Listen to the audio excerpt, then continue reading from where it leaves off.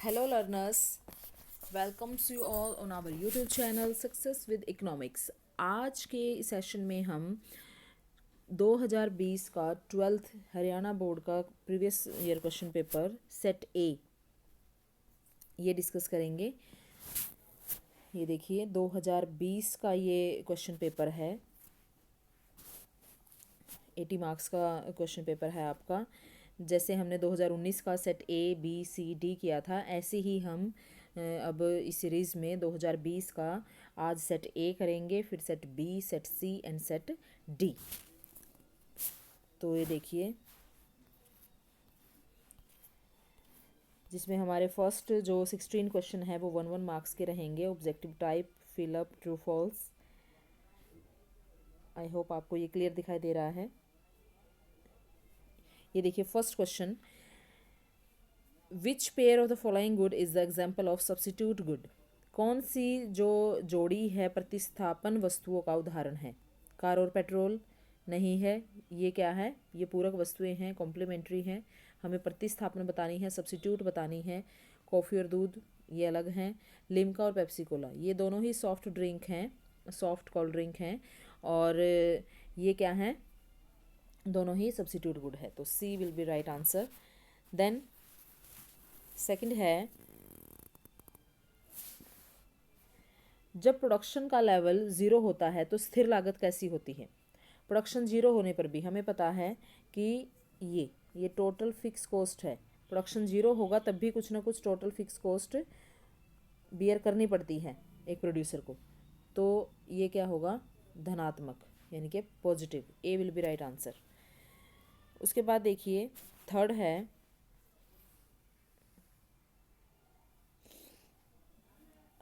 सही समीकरण बताना है। Total revenue A is equal to summation of A R, ये नहीं है। बी भी नहीं है। मार्जिन रिवेन्यू हम कैसे निकालते हैं, change in total revenue upon change in output, ये ठीक है। सी विल बी राइट आंसर। उसके बाद है फोर क्वेश्चन, किस बाजार में विक्रय लागतों का महत्व होता है। विक्रय, सेलिंग कॉस्ट, ये किस में होंगी, इम्परफेक्ट कंपटीशन में। C will be right answer, imperfect competition में। राष्ट्रीय आय का अध्ययन किस में होता है, हमें पता है थ्योरी ऑफ नेशनल इनकम हम किस में स्टडी करते हैं, समष्टि शास्त्र में, मैक्रो इकोनॉमिक्स में। नेशनल इनकम स्टडी की जाती है मैक्रो इकोनॉमिक्स में। A will be right answer.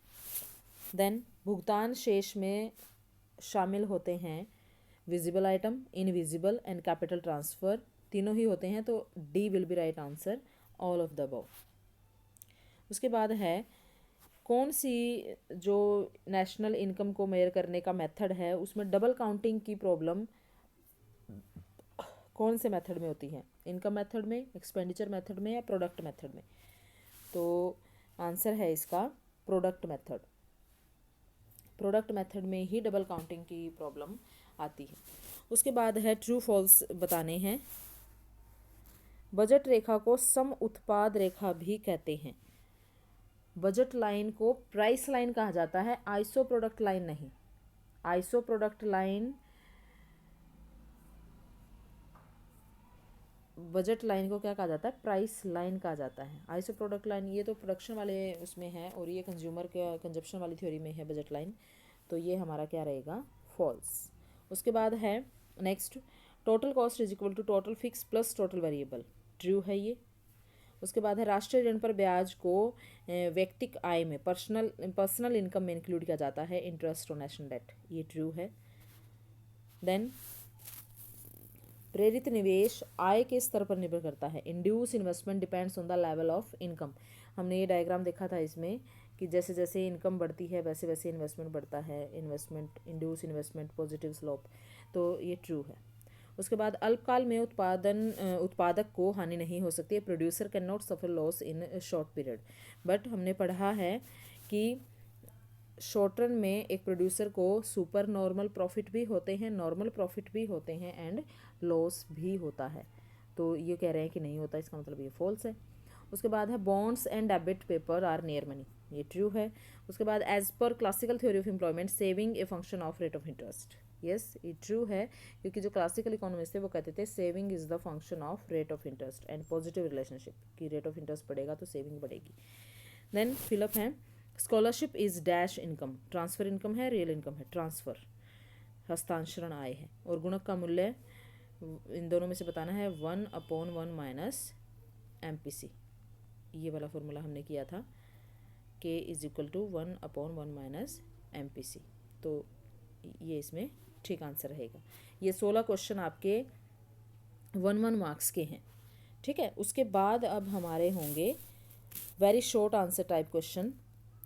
What do you mean bye macro economics, समष्टि शास्त्र, जिसमें संपूर्ण अर्थव्यवस्था का अध्ययन किया जाता है, इकोनॉमी एज ए होल की इकोनॉमिक एक्टिविटीज़ को हम स्टडी करते हैं, लाइक नेशनल इनकम है, एम्प्लॉयमेंट है, इन्फ्लेशन डिफ्लेशन, इंटरनेशनल ट्रेड, ये सब हम मैक्रो इकोनॉमिक्स में स्टडी करते हैं। उसके बाद है what do you mean by returns to scale, पैमाने के प्रतिफल। पैमाने के प्रतिफल क्या होते हैं, ये एक लॉन्ग रन कंसेप्ट है जिसमें सभी फैक्टर्स क्या होते हैं, वेरिएबल होते हैं, सभी फैक्टर को हम चेंज करके प्रोडक्शन में चेंज हो सकता है, और ये बढ़ते प्रतिफल, घटते प्रतिफल और समान प्रतिफल ये सब होता है, ये हम बता देंगे इसमें 2 नंबर में। उसके बाद है what you mean bye price elasticity of demand.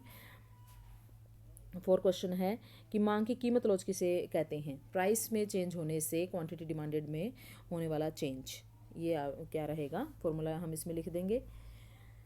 कीमत लॉज का P/Q into delta Q upon delta P, elasticity of demand है, माइनस का साइन लगा के आगे, ये फॉर्मूला रहेगा। उसके बाद है विदेशी मुद्रा की आवश्यकता क्यों होती है, 2 नंबर में बताना है, कोई 2 बातें आप बता सकते हैं। डिमांड एंड सप्लाई, ये अलग अलग दे रखा है, फॉरेन करेंसी की हम क्यों डिमांड करते हैं और क्यों इसकी सप्लाई की जाती है। तो इंटरेस्ट पेमेंट, अगर हमने लोन लिया है, विदेशी मुद्रा में लोन लिया है, तो उसका ब्याज देने के लिए हमें विदेशी मुद्रा की ज़रूरत पड़ती है, या फिर हमने इम्पोर्ट किया है तो उसकी इम्पोर्ट की पेमेंट करने के लिए हमें इसकी ज़रूरत पड़ती है, या फिर हमें गुड्स एंड सर्विसेज प्रोड्यूस की है तो जो कंजप्शन एक्सपेंडिचर होता है वो हमें फॉरेन करेंसी की उसमें ज़रूरत पड़ती है इंटरनेशनल मार्केट में, ठीक है। उसके बाद है कोई 2 आप इसमें बता देंगे। उसके बाद है व्हाट इज़ निवेश किसे कहते हैं, मीनिंग ऑफ इन्वेस्टमेंट, निवेश किसे कहते हैं। तो पूंजी निर्माण की दर, पूंजी फॉर्मेशन, कैपिटल फॉर्मेशन ही पूंजी ये होता है, निवेश होता है, आप ये 2 नंबर में लिख सकते हैं।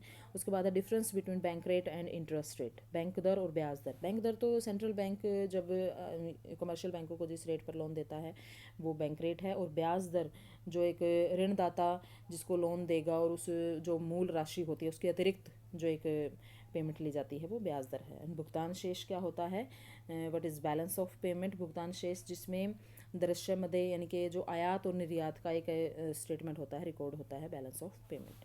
इसमें क्या अभी ये शॉर्ट क्वेश्चन में भी हमने किया था, जिसमें visible item, invisible item and capital transfer ये सब इंक्लूड होता है। तो ये आपके 1 मार्क्स और 2 मार्क्स के सभी क्वेश्चन इसमें कंप्लीट हो गए हैं। आई होप आपको ये वीडियो बहुत पसंद आई है। तो नेक्स्ट पार्ट में हम इसके 4 मार्क्स के एंड 6 मार्क्स के क्वेश्चन कंप्लीट करेंगे। तो please like and share this video. Thank you very much.